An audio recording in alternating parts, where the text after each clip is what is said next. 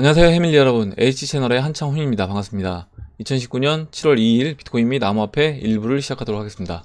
먼저 댓글로 좋은 의견과 질문, 정보 공유해 주신 분들에게 감사 말씀드리고, 오늘 순서는 비트코인 차트 관련된 시황 차트 4개 보고요.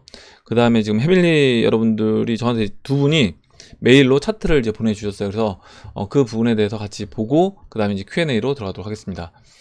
먼저 이제 비트코인 차트를 볼 건데, 비트코인 차트 보기 전에 그러면 그 한상현님이 저에게 이제 보내주신 비트코인 차트를 먼저 말씀을 드릴게요.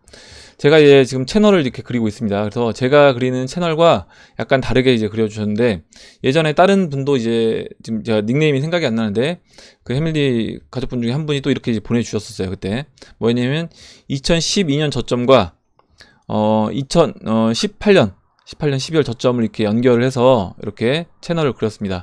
그리고 2017년 고점하고 그 다음에 이제 2013년 초에 13년 말 고점 말고요, 13년 초 고점을 이렇게 고점으로 연결을 해서 그렸을 경우에 2013년 연말 2014년 초 이때 상승만 이렇게 오버슈팅 돼서 나와 있고, 그 이후에 나머지는 이렇게 다 안쪽에 채널 안쪽으로 들어가 있습니다. 그래서 이렇게 이제 볼 수도 있어요. 제가 이제 항상 차트를 그릴 때 말씀을 드리지만, 차트는 정해진 건 없습니다. 뭐냐면 결국에 이 차트를 보는 사람의 어떤 시각이 반영된 것이고, 그렇다는 얘기는 주관적인 어떤 해석이 들어갈 수밖에 없다. 차트는 그렇게 이제 보시면 되고요. 당연히 이제 이렇게 볼 수 있는 겁니다.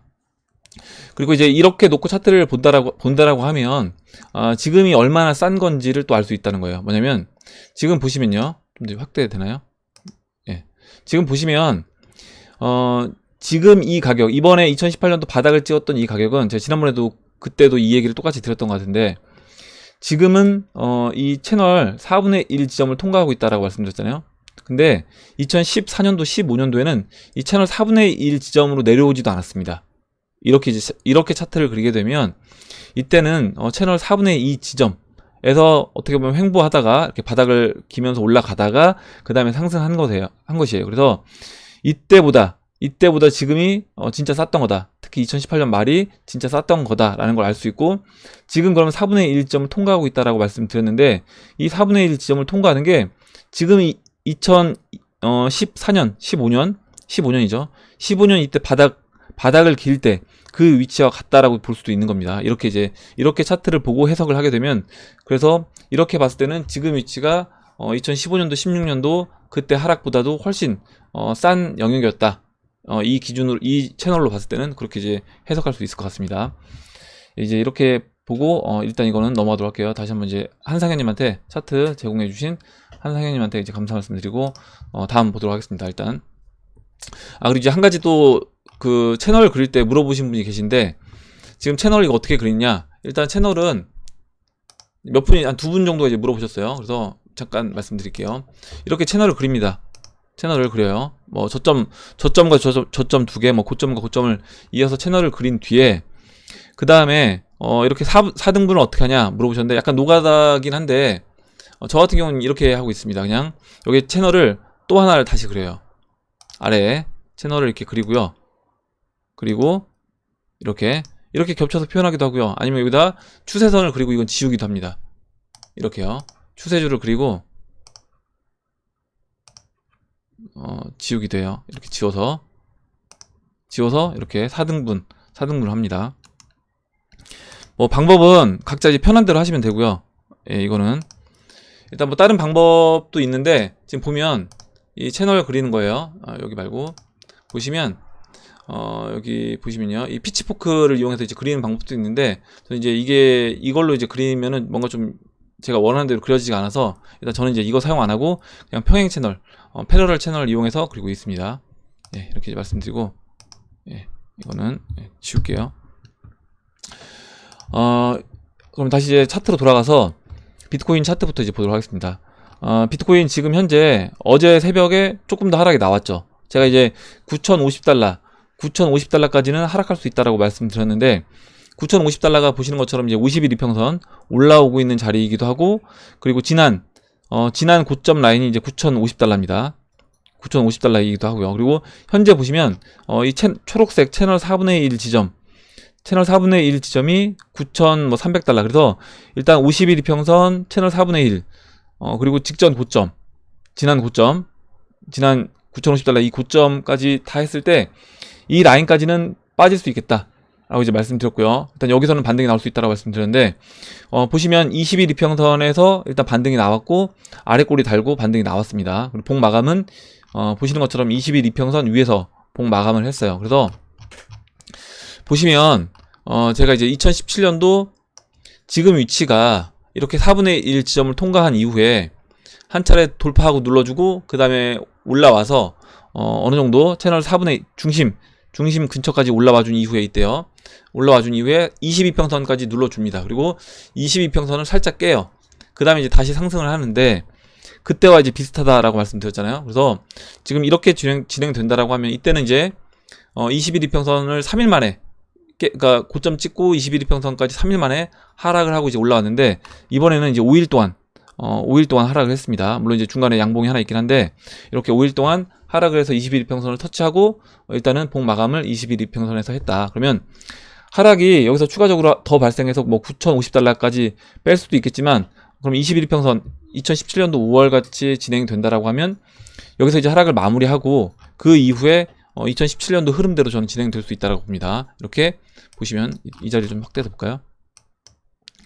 2017년도 이때 5월 27일 이후에 보면 이렇게 저점을 높이면서 쭉 계속해서 상승을 해줍니다. 그래서 이와 같은 흐름으로 저는 이제 진행될 수 있지 않겠나 이렇게 보고 있어요. 그리고 비트코인이 이렇게 올라가면서 지금 보시면 어제 좀 의미 있는 어떤 모습이 보여졌는데, 뭐냐면 비트코인이 한 5% 조정을 받는데 대형 알트코인 뭐 리플이라든가 다른 알트코인들이 비트코인보다 오히려 조정을 덜 받았습니다. 그리고 이제 마지막에는 비트코인은 뭐 4, 5% 하락으로 끝났는데 리플 같은 경우는 오히려 이제 제자리 왔거나 아니면 오히려 살짝 상승해서 이제 마감이 됐어요. 그래서 그런 걸 보면서 그러면 지금부터 본격적으로 이제 대형 알트코인들이 비트코인 대비해서 더 많이, 그러니까 지금 하락할 때 비트코인 하락률보다 대형 알트코인 하락률이 적었잖아요. 반대로 또 상승할 때 비트코인 조금 상승할 때 오히려 대형 알트코인이 더 많이 상승하는 그런 움직임으로 진행될 수 있다라고 봅니다. 이제 그거는 시총 차트와 같이 비교해서 설명을 드릴게요. 그리고 한 분이 이제 물어보셨는데, 구독자분께서 이제 주봉 마감이 윗꼬리가 길게 달려서 이거 좀 안 좋은 거 아니냐. 제가 이제 어제 영상에서도 말씀드렸습니다. 그러니까 양봉으로 끝나면 좀 좋았을 텐데, 보시는 것처럼 이제 윗꼬리가 길게 달린 일단 음봉으로 끝나서 이 모습은 좋지 않다라고 이제 말씀을 드렸어요. 근데 이렇게 보시면 될 것 같아요. 뭐냐면 만약에 지금 이 모습이 채널 4분의 3 지점에서 나왔다. 그렇게 되면 4분의 3 이상에서 이런 모습이 나왔다라고 하면 아마 제가 여러분한테 최대한, 그러니까 물량을 적어도 뭐 반 정도라도 우리가 정리를 하자라고 말씀을 드렸을 거예요. 주봉상 이런 모습이 나왔다라고 하면. 근데 지금은 이제 그런 건 아니라는 거죠. 일단 전체적인 큰 그림에서 봤을 때 지금 이제 4분의 1 지점을 통과하는 그런 위치에 있고, 그럼 이제 여기서 주봉상 이런 윗꼬리가 긴 모습이 나왔다고 하더라도 저는 이걸 가지고 우리가 경계감을 갖기보다는 그냥 아직도 올라갈 자리가 있다라고 저는 보고 있습니다. 그리고 물론 이제 아까 이제 얘기해 주셨던 것처럼 이 윗꼬리 길게 달린 부분 때문에 시간이 이제 이 고점을 넘어가는데 시간이 다소 걸릴 수는 있어요. 그리고 실제로 2017년도 5월 달에도 시간이 거의 한 3주 정도? 3주는 아니고 2주 좀 넘는, 2주 한 반 정도, 그 정도 걸렸었습니다. 그래서 그와 같이 진행이 될 수 있다라고 이제 보시면 될 것 같습니다. 예, 이렇게 설명드리고, 다음으로, 그 다음에 이제 시총 차트를 볼게요.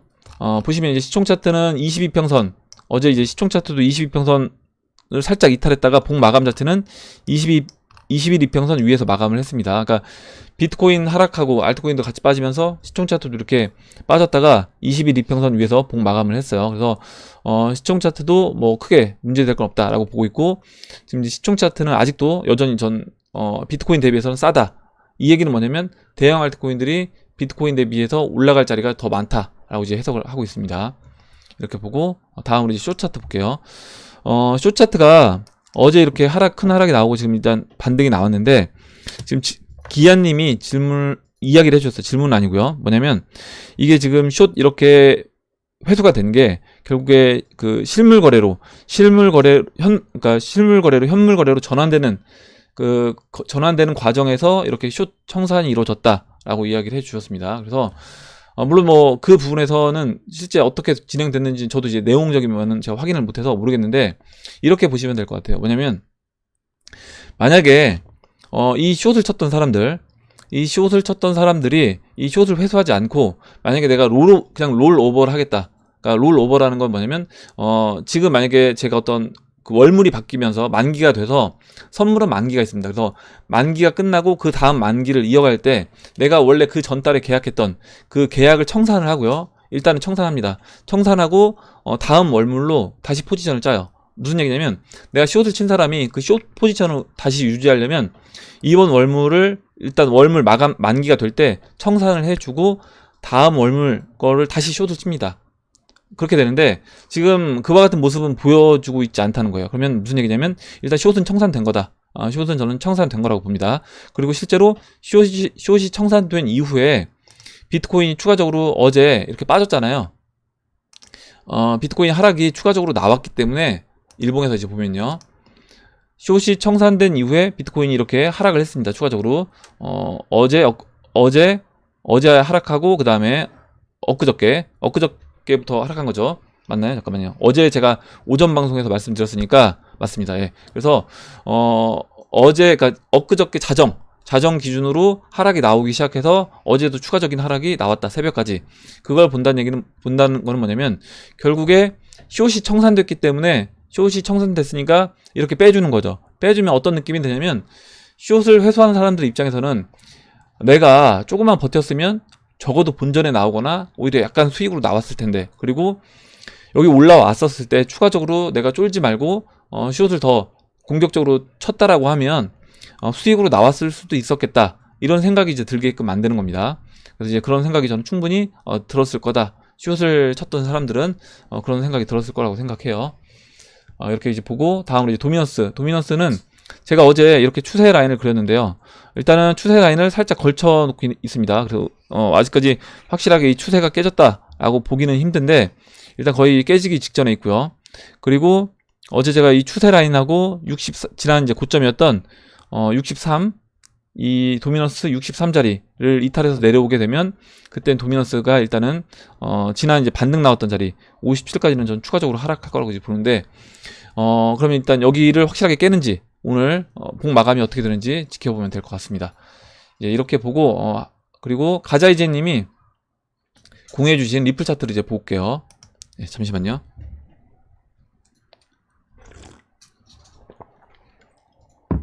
가자이제님하고 이제 한상현님이 메일로 차트를 이제 공유해주셔서 보고 있는데, 일단 리플 차트를 가자이제님이 공유해주신 리플 차트를 이제 보겠습니다. 보시면 제가 이제 리플을 그릴 때 원래 이렇게 그렸죠. 어떻게 그랬냐면 2017년도 3월 바닥, 그리고 지금 자리를 이제 저는 바닥으로 본다라고 말씀드려서 이렇게 그렸습니다. 그리고 또 어떤 분들은 이 고점과 고점을 이어서 이번 바닥이 지금이 아니라 한 10월쯤이 되지 않겠냐, 이렇게 이제 보시는 분들도 있고, 제가 이제 말씀드렸어요. 그렇게 진행될 수도 있다.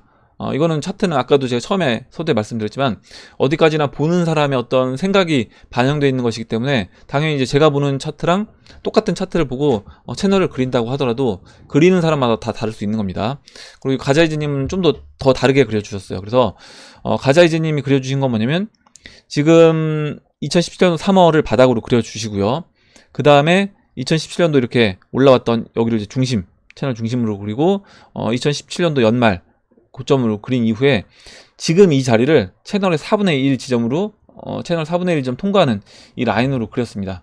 그래서 이제 보면 지금 이렇게 리플이 달러 차트에서요 반등해주고 내려와서 조정을 거치고 있는데, 여기서 지금 이제 가자이제님 같은 경우는 여기서 저 같은 경우는 이게 바닥이 이렇게 연결한 거예요. 이렇게 연결한 거고, 지금 가자이제님은 오히려 이제 각도를 더 완만하게 연결해서 그렸습니다. 이렇게 이제 볼 수도 있고요. 이렇게 이제 본다라고 하면 추가적으로 이제 이 자리에서 바로 반등해준다 라고 했을 때 지금 가자이제님이 그려주신 건 이때처럼 움직인다라고 하면 5.7달러까지 이번에 상승할 수 있다 라고 이제 이야기를 해주신 거고, 이렇게 됐을 때는 전 고점인 거의 4달러, 3.7달러를 넘어가게 됩니다. 그 이후에 조정받고 그 다음에 다시 올라가는 그림으로 이제 그려주셨거든요. 그리고 이렇게 됐을 때 채널 상단까지 올라가게 되면 그때는 리플로 이제 본다라고 하면 채널 상단이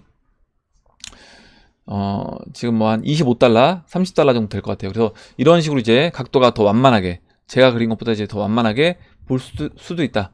예, 근데 저는 이제 이렇게 보진 않는데, 일단 가자이제님은 이렇게 그려주셨고요. 그래서 뭐 이렇게 진행돼도 상관은 없다라고 보고요. 이렇게 진행됐을 때는 대신, 지금 아직 채널 하단부가 공간이 있기 때문에 만약에 이렇게 채널을 그렸다라고 하면 조금 더 횡보할 수도 있는 겁니다. 지난번에 또 차트 이제 의견 주셨던 분처럼 리플 차트가 여기서 이제 바로 반등하기보다는 아직 채널 4분의 1 그 바닥 공간이 남아 있는 거잖아요. 그래서 여기서 물론 반등할 수도 있지만 더 내려와서 채널 4분의 1 지점을 시간을 더 보내고 그 다음에 올라갈 수도 있다. 그렇게 볼 수 있는 겁니다. 예, 이렇게 말씀드리고 그럼 Q&A로 들어가도록 할게요. 예, 잠시만요.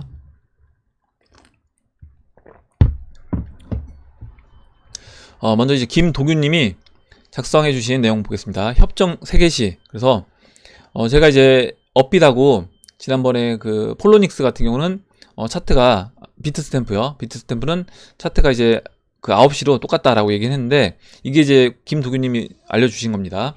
협정 3개시라고. 3개시는 그린위치에서 평균 태양시이며 한국 표준시보다 9시간 늦다. 3개시는 지구 자선을 기준 삼아 결정되며 시간의 진행이 정확한 원자시와는 점차 어긋나게 돼서 이 어긋남의 양이 플러스 마이너스 0.9초를 넘지 않도록 1초마다 조정을 행하여 얻은 원자시가 협정 3개시이다. 이 보정을 윤초로서 1초를 삽입하거나 빼거나 한다. 그래서 차트의 일본 기준은 협정 3개시로 따지니까 우리나라 이제 오전 9시로 새로 바뀝니다. 그래서 아마 모든 거래소가 이 협정 3개시를 따를 것 같습니다. 이렇게 얘기해 주셨고요. 다시 한번 이제 감사드립니다. 예, 그리고 이제 김도규님이 이제 우스갯소리로 저와 와사비님, CJ님, 송기봉님이 모두 제가 아니냐, 동일인물 아니냐 이렇게 이야기를 해주셨는데 몸이 그럼 10개라도 이제 모자랄 것 같아요. 이렇게 댓글 쓰고 다 하려면. 특히 CJ님 활동하는 그 활동량 보면 도저히 불가능할 것 같습니다. 다음 보도록 할게요. 다음으로 박빌부님이 작성해 주신 내용 보겠습니다. BTC 차트를 그 터키 리라와 차트와 동일하다는 전제로 기간 비례를 적용해서 차트를 그려봤습니다. 박빌부님이 요즘 공부를 굉장히 차트 공부를 열심히 하고 계신 것 같아요. 그래서 박빌부님이 공유해주신 차트를 보도록 하겠습니다.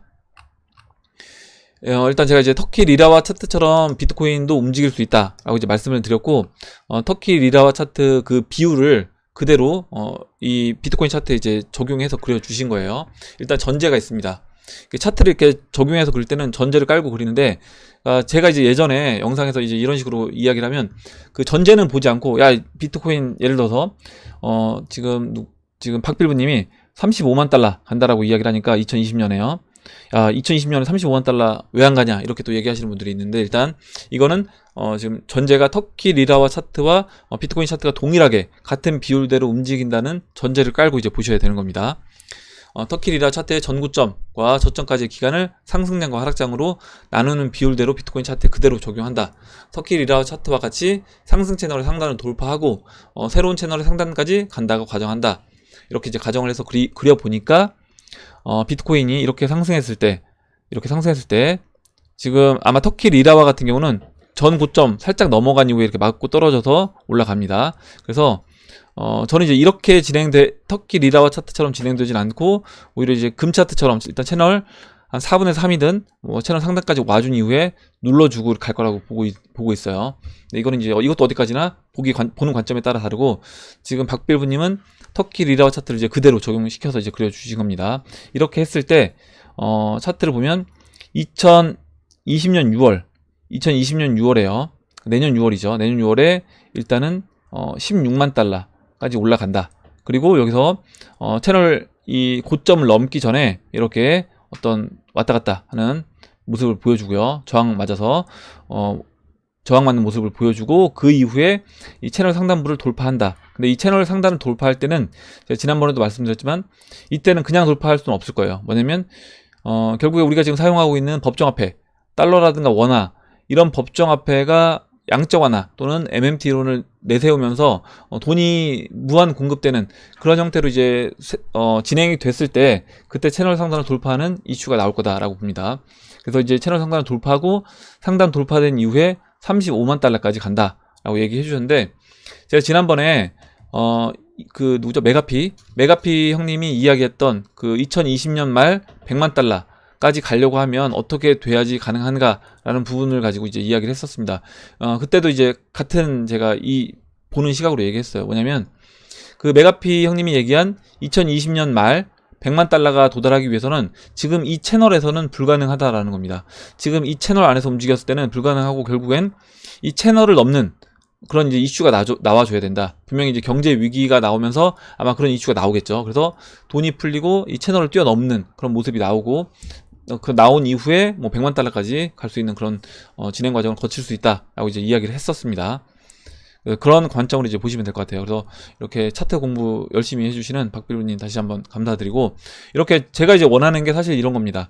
그러니까 뭐냐면 같이 공부하면서, 그러니까 뭐 제가 리플 얼마 간다, 비트코인 얼마 간다 찍어줘서 이걸 가지고 여러분들이 야 내가 뭐 H채널을 얼마 간다라고 하니까, 이장님이 얼마 간다라고 하니까 거기서 팔아야겠다, 이게 아니라, 제가 어제도 말씀드렸지만 차트는 언제든지 그 모습이 바뀔 수 있는 거예요.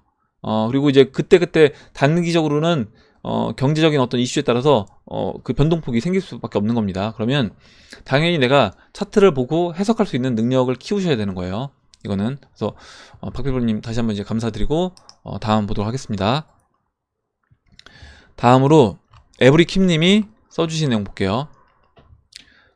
리플 홀더로서 조금 걱정스러운 부분이, 다음 달 되면 이제 물량이 계속 풀린다. 그래서 이제 이거 예전에 다 나왔던 이야기입니다. 10억 개 가량이 더 풀린다라고 하는데, 이게 이제 리플 가격 상승 방해 요인이 아닐까 생각해 봅니다만, 이장님의 이제 견해가 궁금하다. 그래서 얘기해 주셨고, 일단 저는 이렇게 계속해서 풀려야 된다. 일정 부분 물량이 어느 정도 풀려서 이 유동성이 충분히 확보가 돼서 그 기관 투자자들, 지금 이 리플 네트워크 안으로 들어오려고 하는 기관 투자자들이 어느 정도 물량이 확보가 되어야지 리플이 원활하게 사용이 될 수 있다라고 보고 있고요. 그리고 이 또 팔린 그 물량을 가지고, 그 돈을 가지고요, 그 자금으로 리플이 지난번처럼 머니그램을 인수한다거나, 아니면 또 게임 개발을 위해서 뭐 1000억 원 정도 이제 또 지출했습니다. 그래서 그런 개발이라든가 아니면 네트워크 확장에 비용을 쓸 수 있다는 거죠. 또 회사 인수를 할 수도 있고요.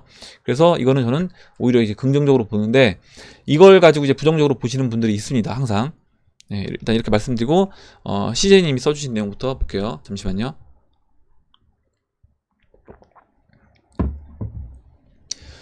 CJ님이 지속적으로 10억 개 가량 더 풀린다라고 합니다. 네, 맞아요. 현재는 푼다고 다 팔리거나 사용되는 건 아니라서 7, 8억 개는 다시 돌아오는 걸로 알고 있다. 그래서 15개 잠재적 공급량 증가 가능성이 있는 건 맞다. 이것이 이제 리플 가격 상승의 방해 요인이냐? 뭐 이것도 이제 맞다. 당근 공급량이 증가하니 가격 상승에 방해가 되겠죠. 세력이 됐든 리플사 사업이 잘 돼서든 리플 가격이 상승하려면 이런 공급량과 관련된 가격 하방 압력을 한 번도 아니고 매달 이겨내야만 된다.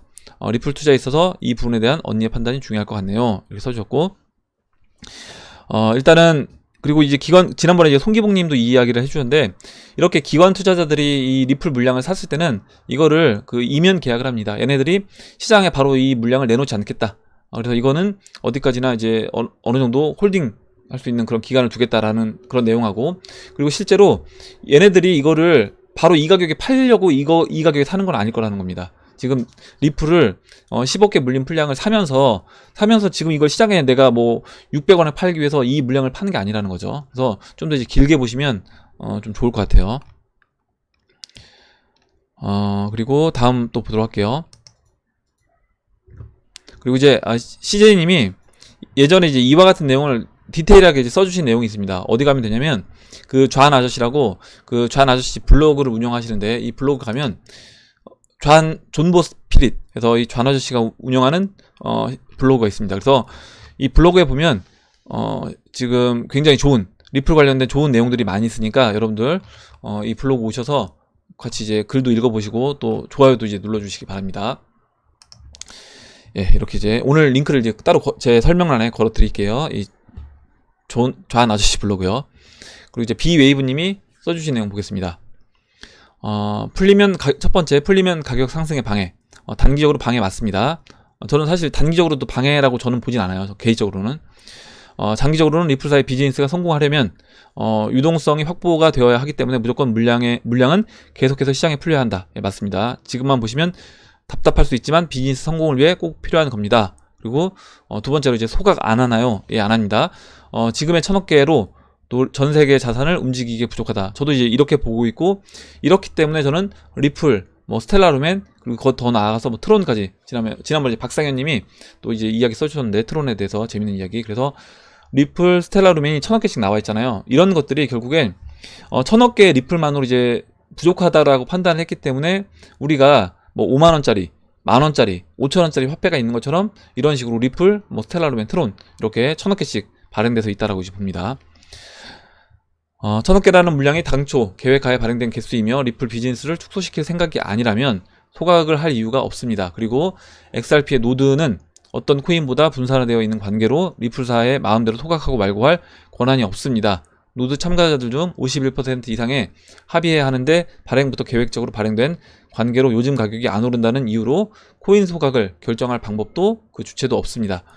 마지막으로 사견입니다만 전 소각하는 코인들은 투자하지 않습니다. XRP처럼 명확한 목표와 치밀한 계획 그리고 뛰어난 실행력을 가져도 생존하고 나아가서 확장하기 어려운데 발행해놓고 이거 아니네? 너무 많이 발행했나? 그래서 좀 소각하고 나중에 필요하면 다시 발행하지 뭐, 이런 주먹구구식 운용으로 이 시장에서 살아남을 수 있을까요? 이야기를 해주셨습니다. 예, 이렇게 그래서 좋은 내용 써주셨고요. 다음 보도록 할게요. 일단 제가 이제 한 가지 더 드리고 싶은 말씀은 에브리킴님한테 뭐냐면 이렇게 뭐 10억 개 물량 풀리는 거에 대해서 안 좋게 보시는 분들, 또 저같이 전 이것도 당연히 좋은 거라고 이제 보고 있는데, 이렇게 안 좋게 보는 사람들, 좋게 보는 사람들, 그러니까 어떤 팩트는 딱 한 가지, 사실은 딱 한 가지인데 실제적인 어떤 현상을 하는데 그거를 보는 사람들에 따라서 완전히 극단적으로 어떤 사람들은 좋게, 어떤 사람들은 또 안 좋게 이렇게 이제 보기도 한다는 거를 이해해 주시고, 거기에서 본인이 어떻게 그 사실을 보느냐를 가지고 내가 리플을 투자해야 될 건지, 아니면 이런 거는 굉장히 이 코인에 대해서 안 좋은 영향을 줄 수 있겠다라고 생각이 들면 그럼 이제 매도를 할 수 있는 거겠죠. 그렇게 이제 보시면 될 것 같습니다. 다음 보도록 할게요. 일단 쌤 한님이 평행 채널 이제 그리는 거 물어보셔서 아까 이제 처음에 말씀드렸고요.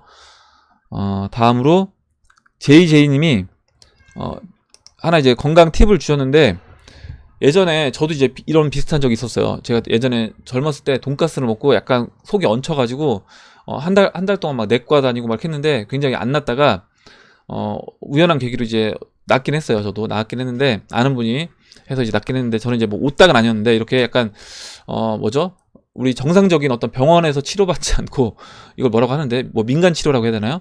이런 치료로 해서 낫는 경우가 있습니다. 그래서 지금 JJ님 같은 경우는 이렇게 속이 뭔가 굉장히 편하지 않는 상태로 체하는 것 같은 느낌이 계속 채기 있다는 그런 거 있잖아요. 이런 식으로 진행이 됐는데, 우연히 40살쯤에 친구한테 물어보니까 오딱 먹고 좋아졌다라고 해서 지푸라기라도 잡는 심정으로 인터넷 검색해서 옷이 안 오르는 또 오딱이 있대요. 그래서 아니면 또 옷 딱 먹기 전에 또 약을 먹는다고 합니다. 옷 안 오르게. 그런 거 먹고 나서 옷 먹었는데 꾸준히 먹으니까 속이 좋아졌다. 그래서 지난번에 이제 아마 구독자분께서 우리 해밀리 가족분 중에 와이프가 박필부님이 이렇게 자주 체한다 이 얘기를 해주셔서 아마 그걸 이제 기억하셔서 JJ님이 써주신 것 같습니다. 예, 이렇게 이제 읽어봤고, 다음 보도록 할게요. 그리고 이용환님이 지금 텔레그램방 대화방 말고 공지방을 만들면 어떠냐 이렇게 물어보셨는데, 일단 따로 이제 이거 지금 유튜브 말고 다른 어떤 채널을 분리해서 뭐 텔레그램이든 아니면 카카오톡이든 아니면 뭐 밴드가 됐든 이렇게 따로 운영할 생각은 아직까지는 없고, 만약에 하게 되면 제가 여러분들한테 어떤 이야기를 드려야 되는 그런 상황이 오게 되면 그때는 그냥 커뮤니티, 지금 유튜브 안에 있는 커뮤니티에 제가 짧게 글을 쓸 수 있습니다. 그래서 그걸 이용해서 제가 공지를 하도록 할게요. 네, 이렇게 이제 말씀드리고 넘어가도록 하겠습니다. 다음으로 인터스텔라님이 써주신 내용 볼게요. 네, 잠시만요.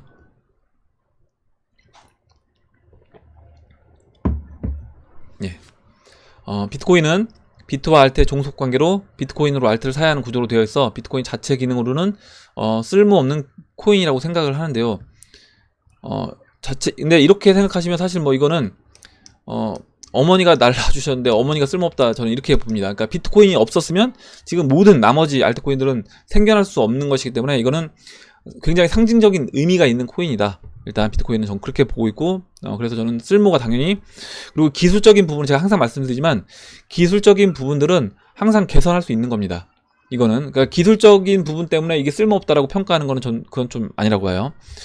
반감기 이슈와 벡터 거래소 ETF 승인으로 비트코인 수요가 늘어나는 이유 때문에 비트코인을 사야 할 이유는 알고 있다 얘기해 주셨고, 이렇게 이제 이더리움은 예전에 ICO 할 때 이더리움을 모금하여 현재는 재단에서 개발 비용이나 부대 비용으로 이더를 매도할 수밖에 없어서 가격이 하락할 수밖에 없지만, 또 이제 이더리움 가격 못 올라가는 건 이 얘기가 항상 나오죠. ICO로 해서 매도를 한다.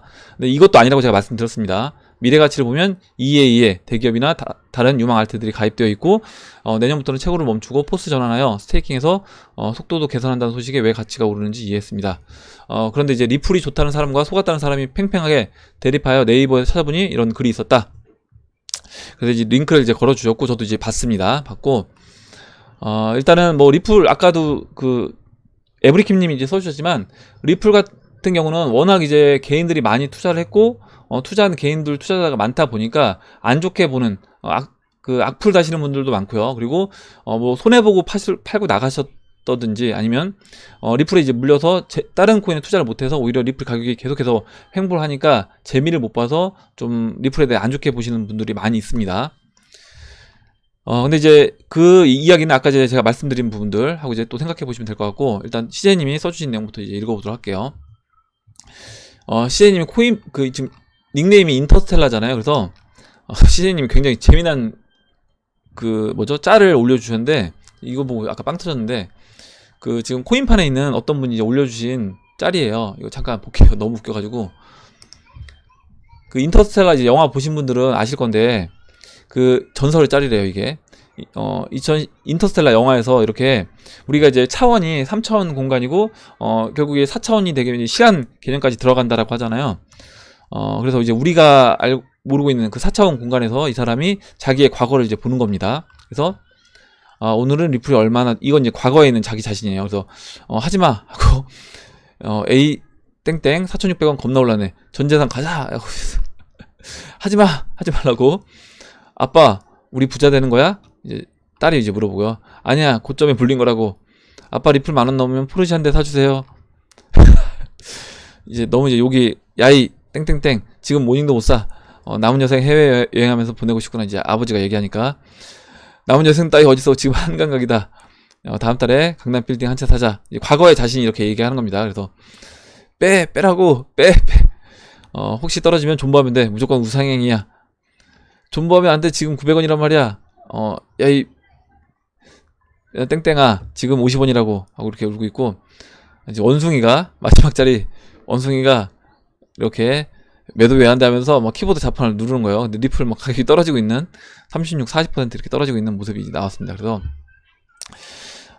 뭐 나중에 갑자기 빗썸에서 안내해드립니다. 현재 서버 점검 중입니다. 이런 짤이 있는데, 아까 이제 보고 웃겼는데, 일단 이렇게 리플 항상 이런 지난번에 리플 또 우리 추억의 리플 짤들 한번 이야기 했었잖아요. 그래서 이런 식으로 이제 리플에 대해서 안 좋은 이야기가 많이 나올 때, 그리고 뭐 우리 인간 지표라고 하잖아요. 그래서 지금 이제 최근에 리플에 대해서 또 안 좋은 글을 쓰시는 분들, 또 우리 이제 댓글에 리플 뭐 투자해서 뭐 망했다라든가, 아니면 리플 절대 못 올라간다라든가, 이런 글 쓰시는 분들이 굉장히 많아졌습니다. 그래서 그걸 보면서 진짜 저는 이제 거의 다 때가 됐다라고 생각하는 게, 예전에 작년에 제가 아마 여러분한테 2018년도 12월 초에 제 지인한테 아침에 전화가 왔다라고 말씀드렸어요. 2명한테 전화가 왔는데, 전화가 와서 아침 일찍 전화가 와서 그때 뭐라고 얘기했냐면, 이거 되는 거 맞냐고, 이거 비트코인 이러다 망하는 거 아니냐고 물어봤습니다. 그래서 제가 2017년도 고점일 때 10년 동안 저한테 연락 안 하던 분이,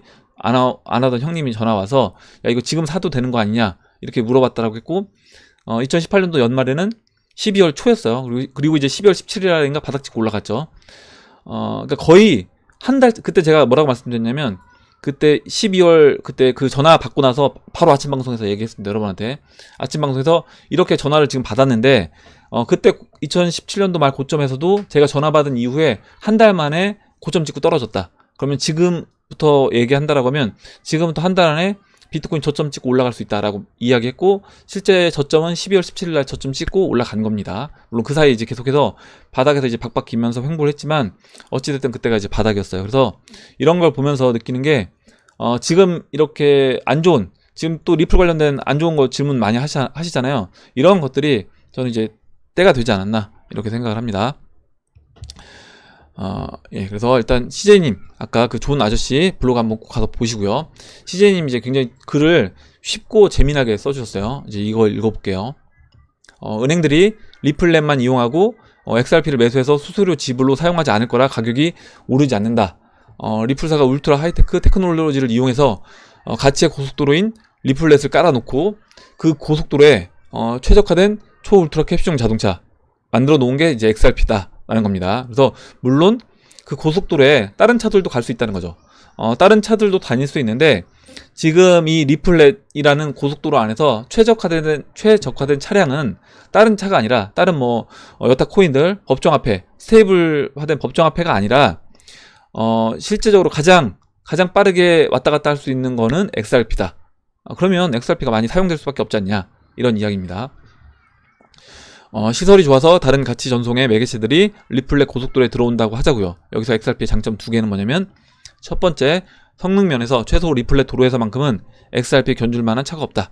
그리고 두 번째, 다른 차들이 어쨌거나 고속도로를 이용하려면 톨비 수수료를 XRP로 내야 한다. 그래서 고속도로가 활성화될수록 위 두 가지 장점이 XRP 차량 수요에 어떤 상승 효과가 있을지를 스스로 판단하시면 될 것 같다. 그래서 수요가 높아지면 가격이 오르는 걸로 하고요. 이렇게 얘기해 주셨고, 그러니까 리플에 대해서 안 좋다고 이제 써주신 그런 내용들이, 저 같은 경우라든가 또 리플을 좋게 보시는 분들은 오히려 이제 그런 이유 때문에 리플은 갈 수밖에 없다, 이렇게 보기도 합니다. 이렇게 이제 이해를 해주시면 될 것 같아요. 그리고 이제 니나노님이 써주셨는데, 이제 트레이딩뷰 중앙선 그리는 거 아까 이제 한샘님도 물어보셨고 같이 답변 드렸고요. 다음으로 이제 잠부나무님이 요즘 리플 욕하는 사람들 많네요. 그래서 남은 현금으로 모두 추매했습니다. 리플 하락보다 리플 나쁘게 보고 아예 안 들고 있는 사람들이 더 안쓰러워 보이고요. 이장님과 이제 해밀리 브레이브분들 덕분에 지금 리플이 메인으로 들고 있다는 사실에 감사하고 있습니다, 얘기해 주셨고, 박빌브님이 굉장히 재미나게 써주셨는데, 리플의 자동차 연료는 욕 아니겠습니까? 이렇게 써주셨어요. 그래서 실제 보면 그런 것 같아요. 리플이 실제 이제 올라가기 시작할 때 그동안 리플 들고 있던 사람들이 그 쏟아내는 욕을 먹으면서 욕을 쏟아내면서 올라가지 않나, 이런 생각도 했습니다. 예, 이렇게 보고 다음 볼게요. 다음으로 KM1577-1577님 이 써주셨는데, 아마 전화번호 같아요. 리플 4,000원 이제 불가능한 이유 해서 이제 6가지 써주셨습니다. 읽어볼게요. 잠시만요. 그러니까 제가 여러분한테 드리고 싶은 말씀은, 그래도 만약에 내가 리플 못 올라갈 것 같다, 아니면 리플 이거는 망할 것 같다, 이렇게 분명히 생각하실 수 있습니다. 생각하실 수 있고, 이렇게 생각하신다라고 하면 적어도 지금 KM1577님처럼 뭔가 그래도 내가 생각하는 근거를 이야기를 해주시면 그 부분에 대해서 반박을 하기 위해서 저도 이제 생각을 한번 해봐야 되겠죠. 이런 이야기는 어떻게 답변을 해야 될 것인가. 그리고 이런 글을 보면서 서로 답변을 하면서 이야기를 하는 건 좋습니다. 근데 그냥 욕을 한다거나 리플 쌍욕을 한다거나, 아니면 아무 의미 없는 리플 망해라, 리플 꽝이다, 리플 왜 추천해서 하냐, 이런 식의 글들은 사실 그거에 대한 답변을 따로 해줄 수 있는 게 없다는 거죠. 2018년 1월엔 신규 한국인이 다 올렸는데 지금은 한국 신규 입금 대부분 다 막혀서 불가능하다, 이렇게 얘기해 주셨는데, 지금 우리나라가 차지하는 리플 이 전체 시장에서 차지하는 비중이 굉장히 제가 저번에도 말씀드렸는데 굉장히 적어요. 이 코인립 가면 XRP 대해서 이제 나오고요. 각 코인들에 대해서 쭉 나옵니다. 자료가 나오고, 여기서 이제 보시면 지금 이제 우리나라 화폐로 거래되는, 원화로 거래되는 게 퍼센티지가 2.8%밖에 안 되고요. 그리고 물론 그럼 테더화로 우리나라에서 BTC로 거래할 수 있지 않냐? 이것도 이제 크지 않습니다. 크지 않고, 여기서 이제 보면 거래소를 보면 알 수 있어요. 그러니까 리플을 거래하는 거래소 비중에서 봤을 때 우리나라 거래소가 몇 위 안에 들어가는가 한번 보시면, 지금 바이낸스, 라이트 BTC, 팻 BTC, 코인 타이거, 이름도 이제 처음 들어보는 거래소들이 있는데, 힙빗도 있고요. 이렇게 코인 베이스도 있고 이렇게 있는데, 이런 거래소들 쭉 있고, 우리나라 거래소는 지금 어디 있냐면요. 지금 밑에 업비트가 이제 나옵니다. 그래서 업비트 이 차지하는 비중이 굉장히 적다. 거의 뭐 여기 나머지 있잖아요. 나머지 안에 이제 들어간다고 보시면 됩니다. 나머지 안에. 근데 나머지 하나가 보시면 이제 바이낸스만큼도 안 돼요. 바이낸스가 15%고 나머지가 12.4%이기 때문에 이 12.4% 안에서도 거의 미미하다라고 이제 보시면 됩니다. 그래서 이만큼 이제 우리나라가 크게 영향을 줄 거라고 저는 생각 안 해요. 리플 같은 경우는 이제 이 시장에서. 그래서 우리나라 이제 신규 입금이 막혀서 못 올라간다, 이 이야기는 저는 그렇게 생각 안 하고, 두 번째로 2018년 1월에 비해 리플 시가총액 커져서 19.7조 펌핑하기가 엄청 어려워졌다. 근데 시총 19.7조로 커지는 동안 가격은 요지부동임. 리플사가 엄청 수당하다, 이렇게 써주는데, 시총 이 19.7조가 큰 게 아닌 겁니다. 이거를 이제 크다라고 생각하시면 안 돼요. 이거를 제가 이제 기업의 개념으로 해서 뭐 직원이 얼마밖에 안 되는, 직원이 몇백 명도 안 되는데 어떻게 뭐 회사 시총이 뭐 20조가 되냐, 이렇게 이야기하시는 분들이 있는데, 리플이 하고자 하는 역할이 기업이 아닌 겁니다. 리플사는 물론 기업일 수 있지만 그 XRP가 하는 거는 결국에 그 법정화폐들 브릿지 역할을 하면서, 저는 달러를 대체할 수 있는, 달러의 일정 부분 역할을 대체할 수 있는 코인이라고 보고 있기 때문에, 그렇게 된다라고 하면 우리가 쓰고 있는 이 통화, 그러니까 우리가 이제 베이스머니, 뭐 뱅크머니로 하고 있는 그 비중에서 얼마를 얘가 차지할 것인가, 이제 이걸로 봐야 된다라고 봐요. 세 번째, 갈링하우스가 리플 4달러 물린 사람들한테 소송당한 이후로 스테이블 코인 기조가 더 강해졌다. 갈링하우스가 지 입으로 리플사가 개입해서라도 스테이블 코인을 만들겠다라고 했는데, 이거는 이제 근거를 이제 CJ님이 써달라고 했고요. 저도 이제 뭐냐면 이런 얘기를 들어본 적이 없고요. 그리고 빵형 입장은 뭐냐면 인위적으로 가격에 대해서는 개입하지 않겠다라는 겁니다. 만약에 이제 이런 이야기가 있다라고 하면, 이거는 실제 어디서 이런 이야기를 했는지, 그러니까 빵형이 자기 입으로 리플이 개입해서 스테이블 코인으로 만들겠다라고 한 어떤 근거 자료가 있으면 이건 링크를 걸어주시면 좋을 것 같아요. 저도 이 이야기는 처음 들어서 혹시 있다라고 하면요. 그리고 네 번째, 예전에 한국인이 다 올려놨는데 지금은 한국인들이 리플에 대한 불신이 극에 달했다. 그러니까 지금 영향력이 없습니다, 한국이.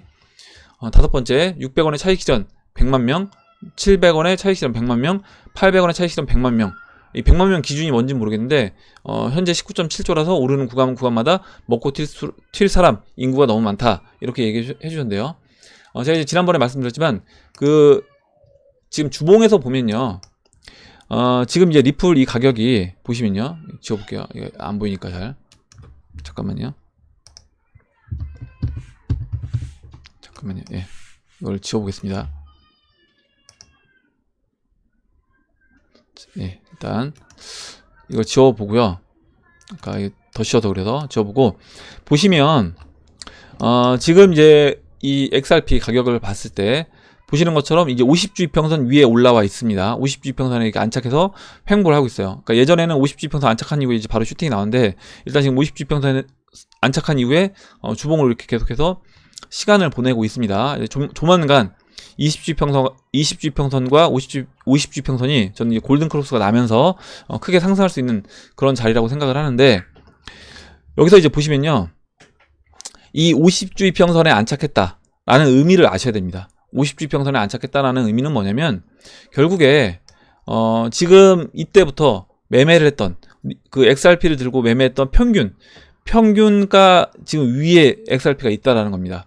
물론 당연히 이때 뭐 4,000원, 3,000원에 샀던 사람들 중에 물타기도 아무것도 안 하고 그냥 가만히 들고 있던 사람들은 당연히 아직도 손해인데, 이렇게 이동평균선에 대한 의미를 이해하시고 계시다라고 하면, 지금 50주 이평선 위에 지금 이 리플 가격이 있다라는 걸 어떤 의미로 우리가 해석해야 되는지 알 겁니다. 그러면 이거는 이미 웬만큼 팔 사람들은, 저는 이제 본전에 이때 이제 50주평선 넘기 힘든 이유가, 50주평선 제가 중요하다라고 말씀드린 이유가, 결국에 1년 동안 매매한 사람들의 이제 평균 가격이고, 이 가격을 넘어갔다는 얘기는 어느 정도 시체는 저는 치워졌다라고 보는 거예요. 그래서 지금 몸이 어느 정도 가벼워진 상태고요. 물론 700원, 800원에도 저항이 있을 겁니다.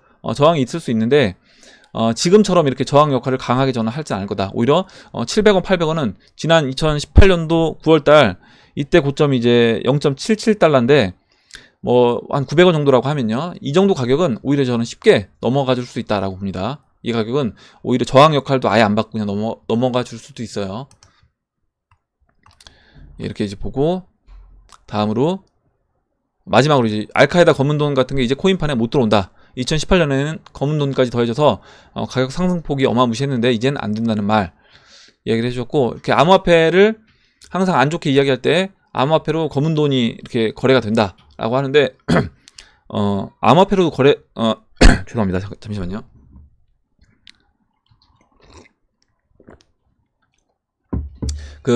일단 마약 거래를 뭐 마약이든 뭐 무기 거래를 하든 거래를 할 때 암호화폐만 사용하는 게 아닙니다. 그 암호화폐 없을 때도 다 거래했어요.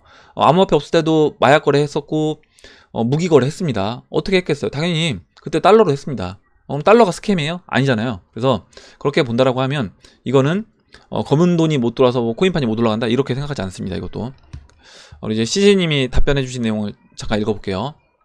글로벌 시장에서 한국 규모 사이즈로 4,000원 올렸다는 말씀이신 것 같은데 지금 다른 나라들 사이즈를 무시하는 건가요? 그래서 한국만이 펌핑할 수 있는 그런 거 아니다 얘기해 줬고, 두 번째 무슨 얘기예요? 1년 반 전에 4,000원 펌핑 보여줬는데 그 시총을 못 간다는 얘기는 좀 앞뒤가 안 맞는다. 그래서 그 시총, 저는 이제 그 시총도 작다라고 보고 있고요. 4,000원 시총도 저는 작다라고 봅니다. 돈의 역할을 한다라고 하면요.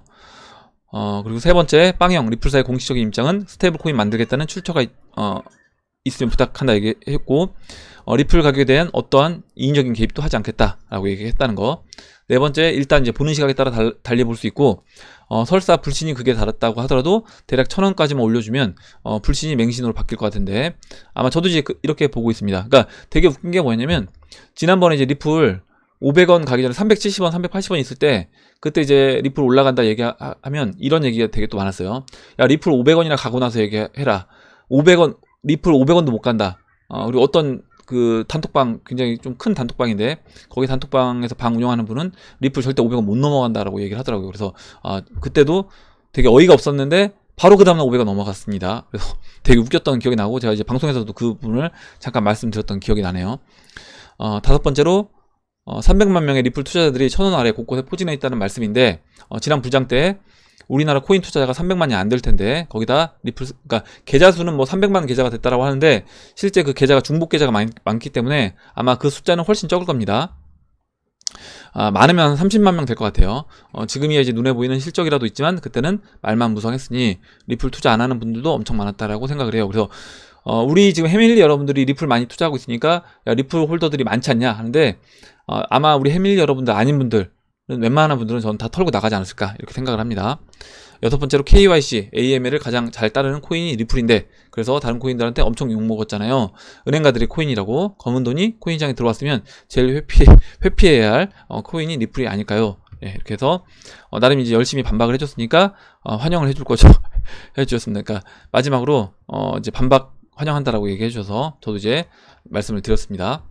예, 이렇게 보고 다음 보도록 할게요. 다음으로 지금 이제 KM님 했고요. 다음으로 이제 이상님이 써주신 내용 보겠습니다.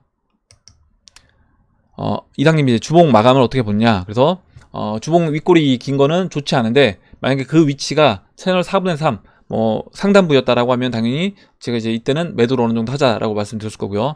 지금은 이제 위치 자체가 아직까지는 채널 4분의 1점을 살짝 넘어간 그런 위치이기 때문에 비트코인요. 시총은 그것도 이제 못 미치고요. 그렇게 본다라고 하면 아직까지는 뭐 이걸로 우리가 이 주봉이 윗꼬리가 길게 달렸다라고 해서 지금 경계감을 저는 가질 필요는 없다. 물론 조정은 줄 수 있습니다. 근데 조정을 진짜 많이 줘도 저는 이제 20주 평선 20주평선이라고 말씀드렸고, 이번에는 20주평선까지 내려오기도 쉽지 않고 그냥 21이평선 또는 여기서 추가적으로 좀 더 조정받는다라고 하면 비트코인은 51이평선인 한 9,050달러 정도까지 조정을 받을 수 있다라고 이렇게 봅니다. 예, 그래서 이제 리플 댓글 안 좋게 다시는 분들이 굉장히 많아요. 지금 보면 새로운 이 미래 향해사 이분도 닉네임은 굉장히 긍정적인데 안 좋은 글을 써주고 계시고요. 제가 뭐 따로 이제 체크는 안 했습니다. 다음으로 그 아마다님이 잠깐만요. 아마다님이 써주셨는데 넘어갔나요? 잠깐만요. 아마다님이 이게 좀 댓글들이 많다 보니까 제가 이제 체크는 다 해놓는데 그냥 넘어가는 경우가 있습니다. 예, 여기 있네요. 일단 오늘 이제 그 좀 그 유튜버 인플루언서 두 분이 리플을 팔고 다른 거 사라고 하네요. 진짜 리플 때가 왔나 봅니다. 이렇게 얘기해 주셨는데 장부나무님이 그러게요. 욕하는 사람들 많이 모여서 아마 남은 현금으로 리플 추매했네요. 얘기해 주고, 아마 제가 봤을 땐 그분들도 아마 이런 마음일 것 같아요. 뭐냐면 리플들에 대해서 워낙 이제 개인분들이 안 좋게 보는 분들이 많으니까, 야 그렇게 욕할 것 같으면 차라리 욕하지 말고 니들 팔고 그러면 니들이 원하는 거 사라, 뭐 이런 뉘앙스로 저는 얘기하지 않았을까 이렇게 생각합니다. 제가 이제 영상을 보진 않아서 뭐 정확하게 모르겠지만 이거를 지금 이 가격에 뭐 팔라고 막 이렇게 하진 않았을 것 같아요. 이렇게 보고 다음 보겠습니다. 다음으로 비웨이브님이 하락장 존버는 힘듭니다. 그냥 뭐 마구마구 곱하기 100 힘들고, 상승장 존버는 허벌나게 힘듭니다. 그냥 마구마구 곱하기 100 곱하기 허벌나게. 그리고 상승장 후에 하락장 존버는 자살을 생각하게 할 만큼 마구마구 곱하기 100 곱하기 허벌나게 곱하기 1000 힘들다, 이렇게 써주셨고요. 그래서 세상을 이제 해탈하는 경지인데 군대 훈련으로 표현하고 싶은데 제대한 지 15년이 넘어서 기억이 잘 안 난다, 이렇게 얘기해 주셨는데, 금운동님이 그 고통은 써주셨는데 웃겼어요. 유격장 끌려가서 진흙탕에서 떼굴떼굴 구르고 있는데 천둥번개 치면서 여기서 이제 번개 맞고 죽는 거 아니야? 공포가 엄습하는데 비가 미친 듯이 오는데 갑자기 저 이제 유격 받을 때 생각나더라고요. 옛날에 그 이제 유격 받을 때 유격을 받으면 이제 몸에 땀 냄새가 너무 많이 나서 거의 그 약간 뭐라 그러죠? 진짜 몸에서 그 땀 냄새가 진동을 합니다. 진동을 하는데 거의 약간 소변 냄새 비슷한 그런 냄새가 막 올라와요. 주변에 이제 그렇게 해놓고 막 다닥다닥 붙여놔요. 동기생들을 다닥다닥 붙여놓으면 그 막 냄새가 한여름에 그냥 장난 아니었던 생각이 납니다. 그리고 그때 이제 저승사자 같은 조교가 노래를 부르라고 시켜요. 하늘 보고 노래 부릅니다. 또 노래를 써주셔서 이 노래를 또 저한테 이제 부르라고 이제 해주신 것 같아서 짧게 해보겠습니다. 네, 잠깐만요. 죄송합니다. 어머님의 은혜. 시작. 나 실제 괴로움 다 잊으시고 고마워라 스승의 항상 보면 이거 어머니 은혜 부르다가 마지막에 이제 스승의 은혜로 또 넘어가거든요. 그래서 죄송합니다. 빨리 넘어갈게요. 스승의 은혜 부르다가 막 이렇게 너무 헷갈리는 경우가 항상 있더라고요. 다음 보겠습니다. 다음으로 마지막으로 한 분만 보고 이제 두 분만 보고 이제 마무리하도록 할게요. 마지막으로 잠깐만요. 지금 금은동님이 써주신 내용 보겠습니다. 리플 가격 때문에 이런저런 말들이 난무하네요. 비트코인을 디지털 금이라고 인정하면서 왜 리플을 디지털 통화라고 인정하지 않을까요? 비트코인 또 디지털 금이라고 인정 안 하는 분들도 많이 있습니다. 뭐 누가 이제 이걸 금이라고 디지털 금이라고 얘기하냐, 비트코인 꽝 될 거다 이런 식으로 또 얘기하시는 분들도 많이 계세요. 또 오히려 이제 리플 스캠이다, 리플 꽝 될 거다 이렇게 얘기하시는 분들도 많고, 보면 이제 각자 이제 그렇게 극단적으로 좀 보시는 분들이 많이 있습니다. 가장 규모 있는 파트너십, 중앙은행, 상업은행, 송금업체, 지불회사 등을 만들며 대규모 채택이 이루어지고 있는데요. 사업 초기지만 이미 엑스래피드, XRP 전송, 송금 서비스도 10여 개 업체에서 진행하고 있다. 실생활에서 이런 거 하고 있는 코인 없습니다. 어떤 코인이든 대중화에 실패한다면 비트코인이든 이더리움이든 다 망할 수밖에 없다고 생각을 합니다. 아니면 이 시장은 계속 소수의 자본 세력들에 의해 조작되고 개미들 돈을 약탈하겠죠. 이렇게 써줬고요. 저도 이제 이렇게 만약에 이 시장이 대중화가 안 된다라고 하면 이거는 진짜 그 튤립 버블처럼 끝날 수밖에 없다라고 보고 있고, 근데 저는 대중화가 될 수밖에 없다. 앞으로 4차 산업 이 시대가 온다라고 하면 이 암호화폐 블록체인의 대중화는 저는 막을 수 없다라고 봅니다. 그리고 이미 IMF에서도 이렇게 지금 진행을 해 나가고 있는 걸 보면 이건 이제 대중화 시키기 위해서 지금 일을 진행하고 있는 거예요. 마지막으로 이제 CJ님이 웬일로 굉장히 또 이렇게 좋은 멋있는 말을 해주셨는데 한번 읽어보겠습니다. 맨날 이제 드림만 하시다가 굉장히 이제 멋진 말을 해주셨어요. 비관주의자들은 별의 비밀을 발견해낸 적도 없고 지도에 없는 땅을 향해 항해한 적도 없으며 영혼을 위한 새로운 천국을 열어준 적도 없다. 헬렌 켈러의 이런 명언을 이야기를 해주셨습니다. 그래서 이걸 보면서 우리가 내가 뭔가를 어떤 개척하는 사람들, 그리고 실제 그런 가보지 않은 영역을 달성하는 사람들은 비관주의자들은 아니라는 거죠. 그러니까 어떤 이 시장에 대해서 부정적으로 보고 안 좋게 보고 비관적으로 보는 사람들이 그런 일을 해내는 경우는 없다. 제가 여러분한테 이런 말씀 드리잖아요. 야, 이거 절대 안 돼. 리플 리플 100달러, 리플 100달러, 10달러 가나보자. 리플 10달러 절대 못 가. 이렇게 얘기하는 사람들이 리플이 뭐 100달러 589 갖다 가는 거랑 전혀 관계없는 거다, 이거는. 왜냐면 내 마음속에 이미 리플 10달러 이건 절대 못 가라는 거를 일단 깔고 가면 당연히 10달러 가기 전에 팔 수밖에 없는 겁니다. 내가 리플을 지금 아무리 뭐 100만 개, 1000만 개 들고 있어도 소용없는 거예요. 그런 생각을 갖고 있다라고 하면. 그래서 이거는 당연히 긍정적으로 보고 충분히 이 정도 자리까지 갈 수 있다라고 생각하는 사람들이 그 영역까지 볼 수 있고 실제적으로 그 혜택, 그 보상을 받을 수 있다라고 생각을 합니다. 예, 오늘 여기까지 하도록 할게요. 예, 오늘 나온 얘기들 중에 여러분들 궁금하신 내용, 의견, 그리고 같이 이야기해보고 싶은 정보 있으시면 정보를 공유해주시면 같이 이야기해보는 시간을 가져보도록 하겠습니다. 댓글 남겨주신 해밀리 여러분 다시 한번 감사드리고 끝까지 영상 시청해주신 해밀리 여러분 감사합니다. 예, 그럼 이상으로 영상을 마치고 영상이 도움이 되셨다면 좋아요, 구독 버튼, 그리고 알림정 버튼을 눌러주세요. 감사합니다.